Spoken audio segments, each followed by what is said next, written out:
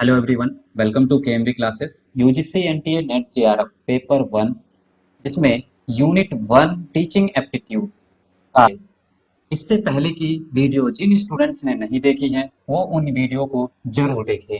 आज के इस वीडियो में शिक्षण अभिक्षमता में हम यहाँ पर लेक्चर 7 में शिक्षण विधियों के बारे में जानेंगे। और आप यहाँ पर देख सकते हैं कि कितने टाइप्स की शिक्षण विधियों को यहाँ पर दिया गया है। इस वीडियो में हम इन सभी विधियों के बारे में चर्चा करेंगे और इसे कई पार्ट्स में बांटकर इनको समझेंगे। यहाँ पर हम कंप्लीट सिलेबस की तैयारी शुरू से करा रहे हैं, तो जो भी स्टूडेंट्स अपनी तैयारी को करना चाहता है, अपना एग्जाम क्वालिफाइड करना चाहता है, तो वो हमारे इस चैनल के माध्यम से अपनी प्रिपरेशन स्टार्ट कर सकता है। चलिए फिर वीडियो को शुरू करते हैं और जानते हैं कि शिक्षण विधियाँ क्या होती हैं। पहले हम यहाँ पर जानेंगे कि शिक्षण विधियां होती क्या है। तो कोई शिक्षक शिक्षण के दौरान शिक्षण प्रक्रिया के अंतर्गत जब छात्र की समस्या के समाधान हेतु विभिन्न विषय वस्तुओं को जिस भी तरीके से पढ़ाता है या फिर जिस भी तरीके से समझाता है, उन सभी तरीकों को ही शिक्षण विधियां कहते हैं। इस तरह से आप जान सकते हैं कि शिक्षण विधियां वह तरीके हैं, वो वे ऑफ टीचिंग है, जिसके माध्यम से जिस तरीके से जो टीचर होता है, शिक्षक होता है, वो विद्यार्थियों को पढ़ाता है। तो यहाँ पर हम जानेंगे कि शिक्षण विधियां जो है वो कई प्रकार की शिक्षण विधियां होती हैं और एक एक करके इन सभी विधियों के बारे में हम यहाँ पर जानेंगे। आप यहाँ पर देख सकते हैं कि कितने तरह की विधियों को यहाँ पर दिखाया गया है। इन सभी विधियों को हम इस चैनल में समझेंगे। देख सकते हैं कि आगमन विधि, निगमन विधि, संश्लेषण विधि, विश्लेषण विधि, व्याख्यान विधि, खेल विधि, प्रश्नोत्तर विधि, प्रदर्शन विधि और टीम टीचिंग विधि, ग्रुप टीचिंग विधि।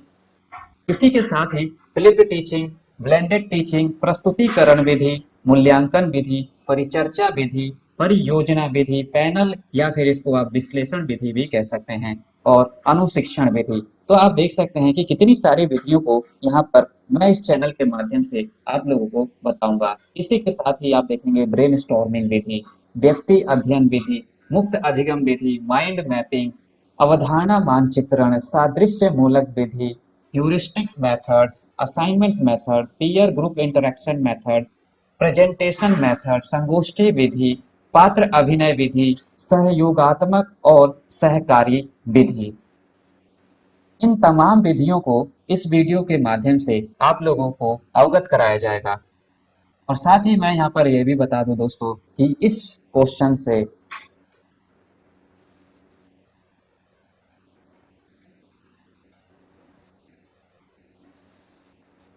साथ ही अगर आप एनटीए के पेपर को देखेंगे तो वहां पर आपको 2 से 3 क्वेश्चन इसके रिगार्डिंग आपको मिल ही जाएंगे। यानी कि विधियां जो है यूजीसी नेट में 2 से 3 क्वेश्चन इसके पक्के होते हैं, और यदि आप इनको अच्छे से कर लेते हैं तो आपके मार्क्स बढ़ने के साथ साथ जेआरएफ क्वालिफाइड कर सकते हैं। चलिए फिर जानते हैं इन सभी विधियों को, और इसमें आज हम केवल 2 विधियों को ही डिस्कस करेंगे, आगमन विधि और निगमन विधि। आगमन विधि, आगमन विधि को इंग्लिश में इंडक्टिव मेथड कहा जाता है और निगमन विधि जिसको डिडक्टिव मेथड्स कहा जाता है। सबसे पहले हम बात करेंगे आगमन विधि की। आगमन विधि में क्या होता है तो इसको जानें कि शिक्षण प्रक्रिया में जब कोई शिक्षक छात्र की समस्या का समाधान विभिन्न प्रकार के उदाहरण बताकर और फिर नियमों को बताता है तो उसे ही आगमन विधि कहते हैं।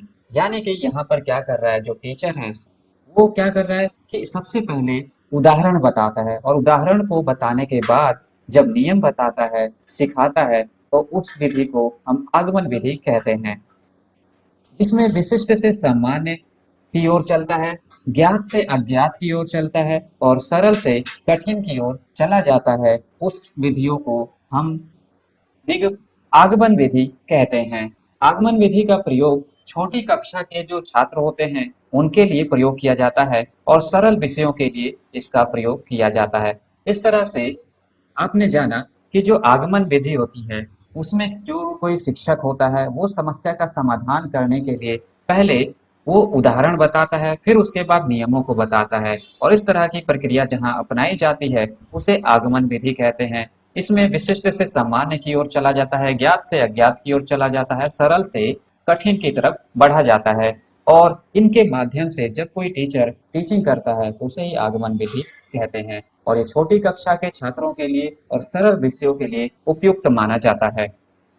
यदि हम बात करें निगमन विधि की, तो यहाँ पर आप देखेंगे जो शिक्षक होता है वो शिक्षण प्रक्रिया में जो शिक्षक है छात्र की समस्या का समाधान विभिन्न प्रकार के नियमों की व्याख्या कर फिर उदाहरण बताता है, तो बिल्कुल इसका अपोजिट हो जाता है। यहाँ पर जो शिक्षक है वो क्या करता है, पहले नियमों की व्याख्या करता है, नियमों को समझाता है, और नियमों को बताने के बाद उदाहरण बताता है, उसे ही हम निगमन विधि कहते हैं।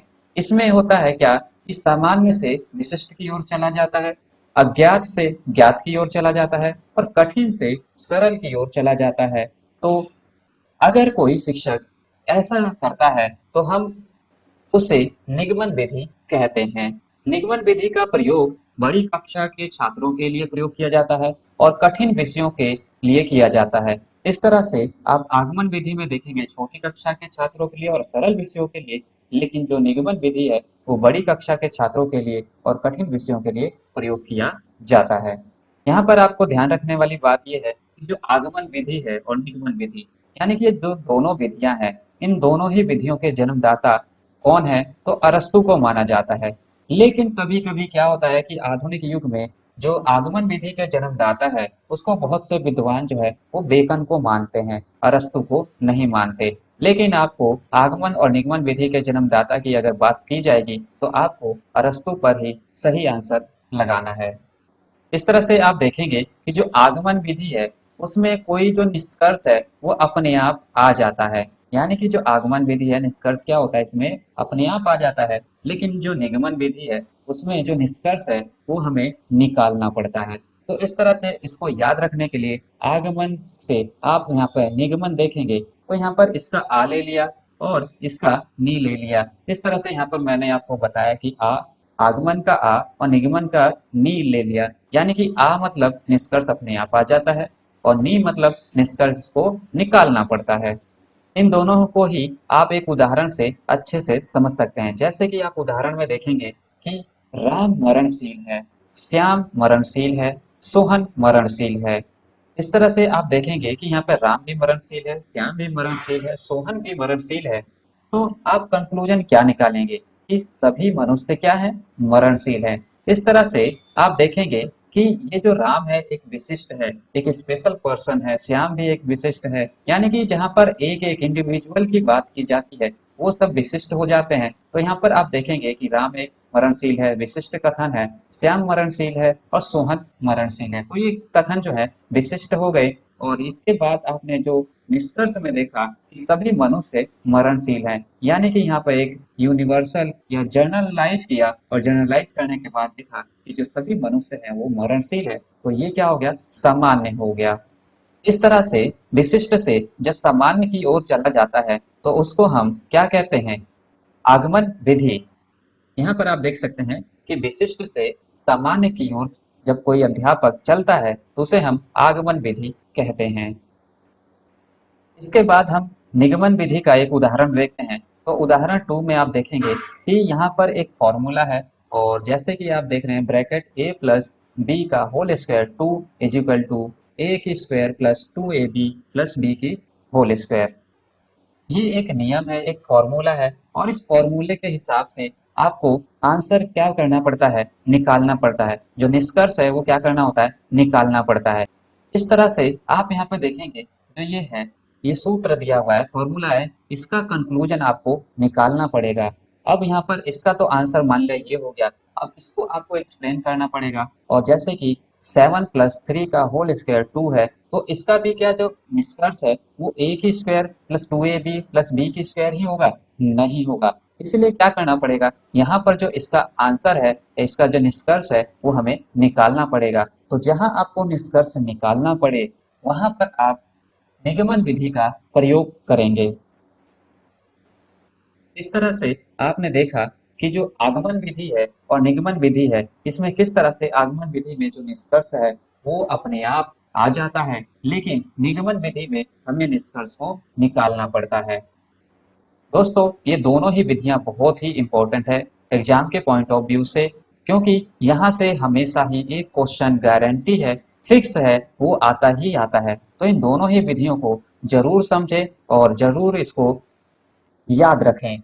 अब यहाँ पर देखेंगे कि एक क्वेश्चन हमेशा ही आता है कि अगर कोई शिक्षक विशिष्ट से सामान्य की ओर जाता है तो कौन सी विधि कहलाती है। तो यहाँ पर आप देखेंगे विशिष्ट से सामान्य की ओर अगर कोई शिक्षक पढ़ाता है तो उस विधि को हम आगमन विधि कहते हैं।